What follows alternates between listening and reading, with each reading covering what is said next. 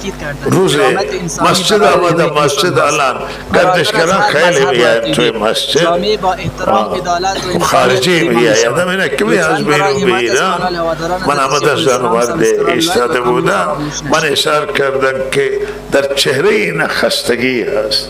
من اینجا ناشنا هستم، نه زبانی بلدم و نه بالاخره اینجا کسی را میشناسن.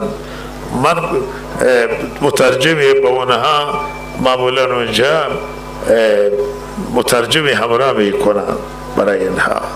همراه بود و من گفتم اونها را خسته نباشید گفتم و خوش آمده و من گفتم که به اینها بگی که قرآن عظیم و شان فرموده که همه انسان ها از حضرت آدم و حضرت حوا، مادر و پدرشون یکی.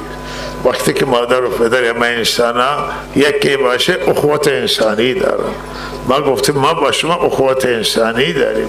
اینجا که شما آمدید تمام این مردم زاهدان برادران و خواهران انسانی شما هستند. شما نگران نباشید. شما به خانه خود شروع کرده به خنده کردن، چهرهشون باز شد و بالاخره باز شروع کرده به حرف زدن و بالاخره راه آمدند با ما و خوشحال شدم و آثار خستگی از چهرهشون رفت شد.